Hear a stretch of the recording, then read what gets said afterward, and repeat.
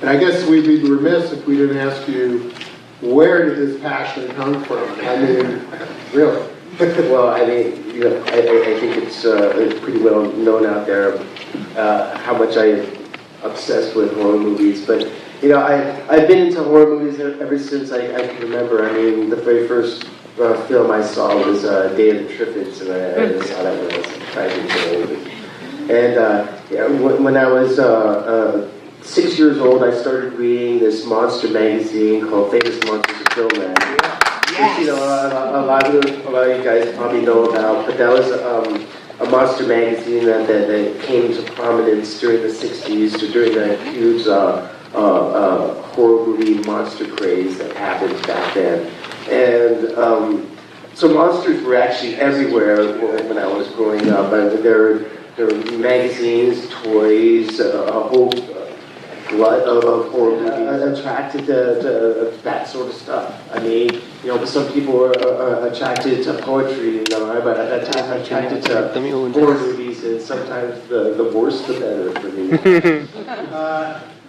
And were you, like, as a young kid, scared of these films, and that's what attracted you? Yeah, you know, these films would horrify me and fascinate me at the same time. You know, you know, for me, they were just very exciting to watch. I mean, it was like a roller coaster ride watching some of these films, and a lot of them I just liked the imagery.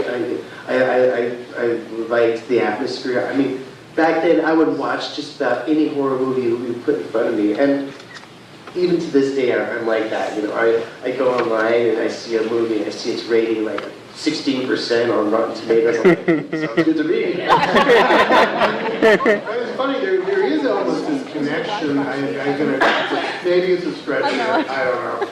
But, you know, you have the horror films, and then you have poetry with, you know, dealing like the romantics with mortality, all the time focused on death. Sure, and then Metallica with your lyrics, there are lots to deal with mortality and, you know, the human condition. Right. Is this tied together somehow? Yeah, absolutely. I mean, since you touched upon that, heavy metal and horror movies, they come from the same sources. You know, they come from the same seeds, have a lot of the same imagery and subject matter and whatnot. And you know, for us, I think, you know, for myself, part of the appeal of horror movies is coming in contact with my own mortality, but not having to pay the price, you know, or like reliving a death or something, you know, without having to go through the actual experience.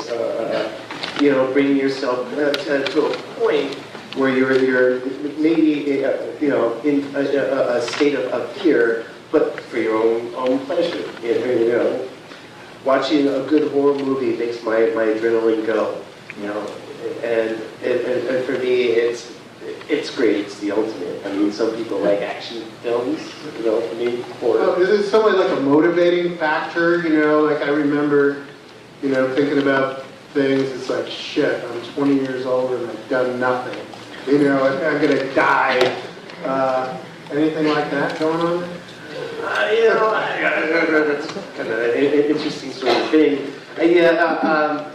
I think another thing is, I think horror movies also play to a lot of the disenfranchised people.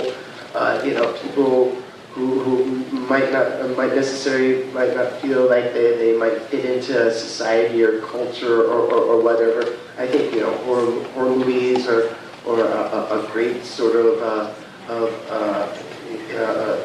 kind of like way for them to relate, you know, to sympathize with the characters. I mean, for me, I always felt, you know, I've always had like outsider feelings, you know, and sometimes even today I have problems fitting in certain situations. As a child, you know, as a kid, and you know, having those feelings and seeing people on the screen in similar situations, really, like, you know, kind of made it possible for me to relate to them, and for me, it was therapeutic to see that. It helped me someone else in that sort of situation. And you know, it helped me a lot just to go through a lot of times that I did through my childhood. And I think that, you know, your passion for collecting, you know, just an obvious outreach from this, but when did that start, and how did this collection get to be so mammoth, and did you just get like addicted to it, and you have, well, like warehouses? I'm OCD. Obsessive compulsive. I started collecting at an early age. Back when I started collecting, the only thing to really collect were comic books. I mean, and monster magazines. You know, there were monster toys out there as well, and the models and whatnot. I bought all that stuff when I was a kid. But you know, as a kid, I played with it. You know, I built the models. I blew them up with firecrackers. You know, I mean, I did that stuff that kids do with their toys. Later on in life, as I got older, I got into music, and that obsession kind of took a back seat to my musical obsession. But once I started making you know, a little bit of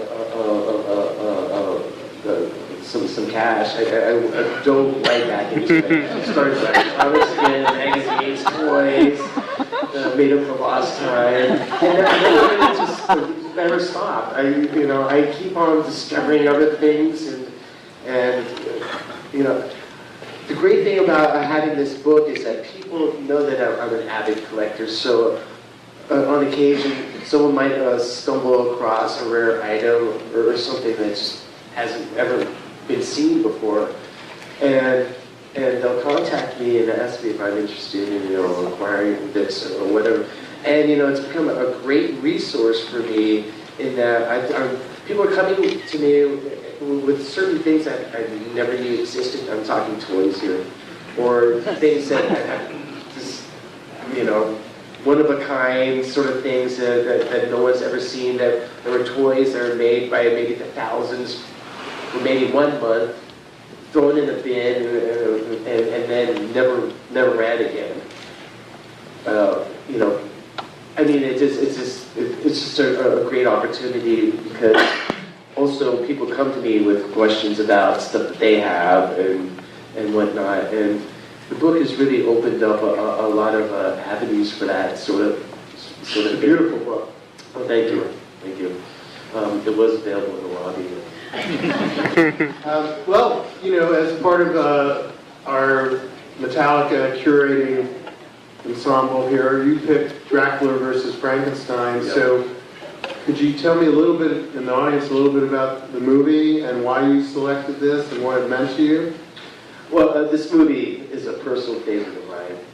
And yeah, I wanted to show something that you know, maybe you guys might not be familiar with. This movie is definitely an underground classic, and that's really just a code word for a schlocky movie. And this movie has a lot to offer. It's not an intense horror movie. It's not super scary, but the way it was made, the way it was directed, you know, the director, Al Adamson, had the best intentions, and he really tried to make like a great horror film, but it became something else. And that something else, for myself, is incredibly entertaining, and I hope it's as entertaining for you guys. It's not meant to be taken seriously. You know, I would say laugh as much as you want, talk to the screen. There are a bunch of like really out there characters. Okay, so this is made like, you know, around the late 60s, early 70s. It was like the hippie thing, counterculture, Woodstock, whatever. This movie is post-Woodstock. So they're kind of coming out of that era. American culture was, but you can still see elements of it in the film. And you know, Dracula, he has a turtleneck. You know, back then, turtlenecks were in fashion.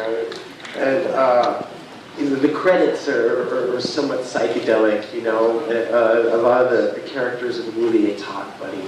This is Lon Chaney Jr.'s last film. Lon Chaney Jr. is a famous actor known for playing the Wolfman in 1941. This is his last film 30 years later, 1971.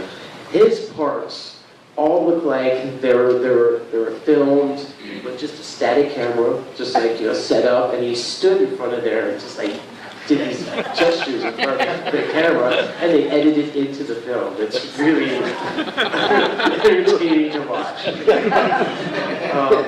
In the middle of the film, it gets kind of like, sketchy. I suggest that'd be a great time to do maybe a bathroom break. Get some popcorn, use your pee can, I don't know. It's fantastic. It's everything you want to see from a movie called Dracula vs. Frankenstein. I won't tell you who it is. And this movie meant a lot to me when I was a kid, and I really enjoyed it back then when I was a kid. I watched it years later as an adult and enjoyed it just as much, but for very different reasons. And I hope you guys enjoy it as much as I do. And thank you for coming. And we're really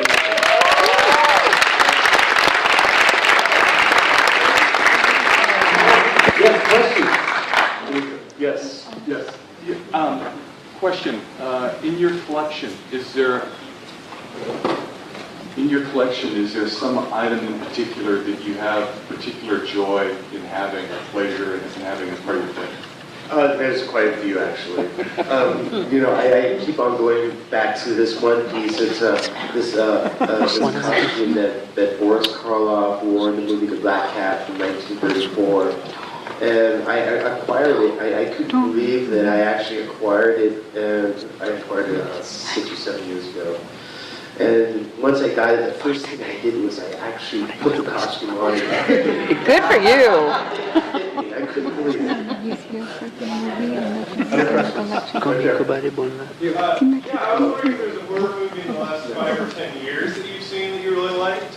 Oh, there's, for me, I mean, I don't know what it is, but in the last 6 or 7 years, there's been just a plethora of great horror movies.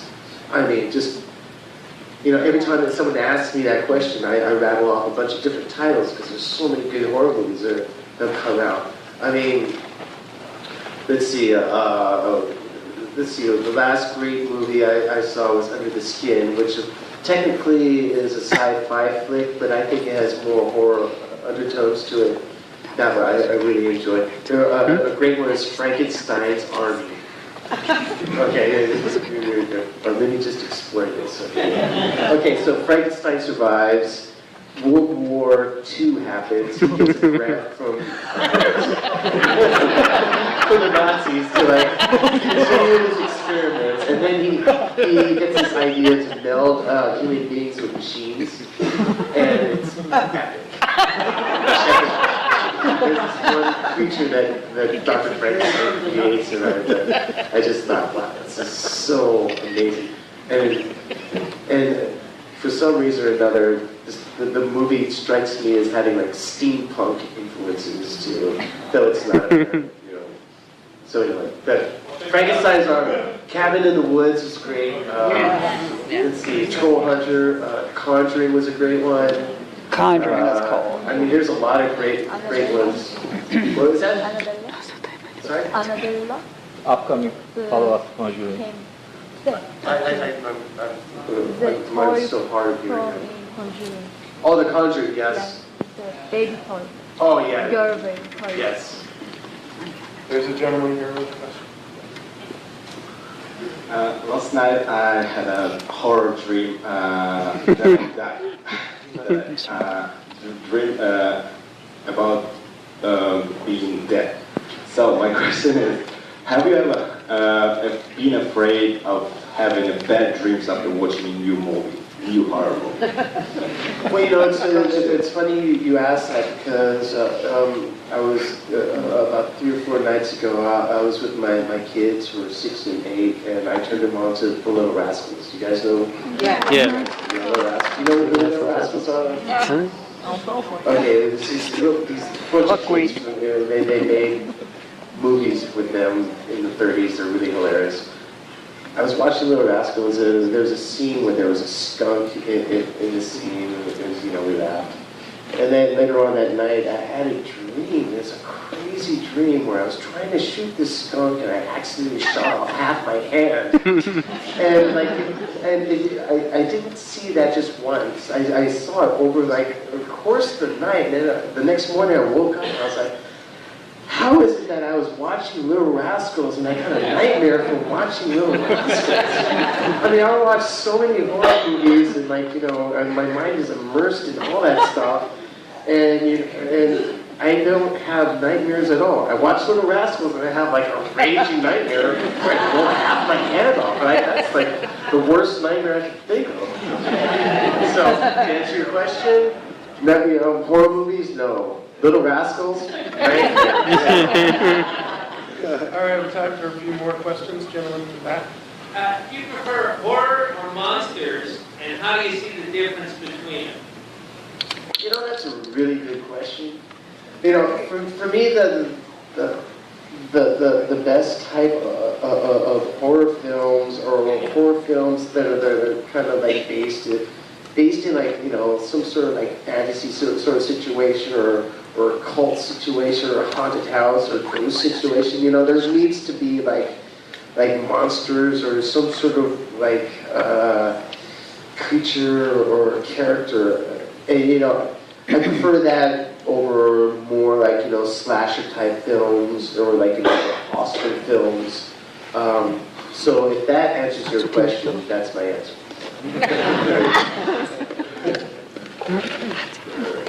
How about? I got it. Hey, I'm friends with Sam Sherman, and Great, with Sam Sherman, and that's a filmmaker, right? He said he was tickled pink that you chose his movie to play here. Right on. And he had a question for you. Great. And this question is, if there was a remake of Dracula vs. Frankenstein, what part would you play? What part would I play? And that's it. Wow. What part does he want for a remake of Dracula vs. Frankenstein? Wow, well, if I was taller, I'd love to play Frankenstein. But I gotta tell you one thing. Okay, the Dracula character in this movie is played by this guy named Zandor Yorkov. And very unusual, because every time Dracula speaks in this film, there's an echo and a delay. It's weird. And the only other time I've ever seen that in a movie was when Gene Simmons spoke during Kiss Meets the Phantom. I just have to say, if he ever remakes the film, the person who should play Dracula in the remake is Sacha Cohen. This guy is Andrew Yorkov. That might be his great uncle or something. I don't know. But yeah, this guy is Andrew Yorkov. He was a rising star and a falling star in the course of this film. There's a couple people in the back. Why don't you get them, and then I think we'll be right there. Sure. Yeah. Oh, sorry. So Kirk, my question is personally, my scariest movie I've ever seen, and I think about it a lot because I think the first time I saw it when I was 8 or 9, was a movie called Candyman. And I want to know if you've seen it and what you think of that movie. I haven't seen it. That's a Clive. Was that Clive Barker? Yeah. I'm not sure. I can't remember. Yes. But yeah, I have seen it. Did they do Candyman 2? Yeah. Yeah, I remember that time, let's see, 80s? Was that from the 80s or early 90s? 80s. That's a great picture. Early 90s, yeah. Yeah, films of that period all have a very distinct sort of look and feel to them. And I like a lot of films that come out from that period. And it's interesting to look at movies, horror movies from that period compared to horror movies now. And you can it's interesting because there's been a distinct progression since that time to this time. And like I say, I think that right now is such a great time for horror films, and even on television, Walking Dead, True Blood, American Horror Story. It's such a great time to be a horror fan and to check out all that stuff. I mean, isn't Walking Dead like top TV rated series? Yeah. Yeah, and actually one of my good friends is the executive producer on that show, Greg Nicotero. It's like him and I are just buds. Anyway, Candyman, good one. You should do a walk on a dead guy on the show. I think we should watch Dracula vs. Frankenstein. She's had You should do a part of The Walking Dead then, because they had an extra as a dead guy. I'll work on it. You should. That'd be cool. I've always loved Dracula. That's been my character, and I'm wondering which was your favorite Dracula portrayal, and who was your favorite actor to do Dracula and why? For me, Bela Lugosi will always be Dracula. Yeah, me too. I mean, he did like his portrayal of Dracula. I think was like the most convincing and the most dramatic. And in that film, I really think that he overacts, which really adds to just the whole effect. Bela Lugosi, he was kind of like a European William Shatner, and then he overacted a lot. And I love that aspect. Don't you have a portrait of him that was hanging in his house? Yes, I actually have his portrait was a full portrait of him that he had for like 50 years or something. I knew about the portrait and went looking for it for years and years, and then all of a sudden I got a call, and it turned out that the portrait was actually in the Bay Area and like 20 miles away from my house. And I was looking on the East Coast, I was looking in Europe, I was looking down in Southern California. I was looking everywhere but in the Bay Area, and it was literally like 20 miles away from my house. They're looking for you. Yeah. Well, Bela Lugosi has spent time in San Francisco. I think his last wife, Hope Lugosi, was from San Francisco. So he spent a lot of time here. And after he died, she moved back up here and brought a lot of his possessions, which I should have thought in my search, but I didn't. And I found it and I was really happy about it. Oh, that's so cool. Does your wife like horror films? She has no choice. Yeah. She likes seeing me have so much fun with this stuff. That's her enjoyment. What about your kids, Kirk? My kids, it's like a part of their lives. Okay. They don't know anything else. They're like, Frankenstein, it's just like, Frankenstein's just like Snoopy, Sure. It's normal. Kirk, thank you so much. It was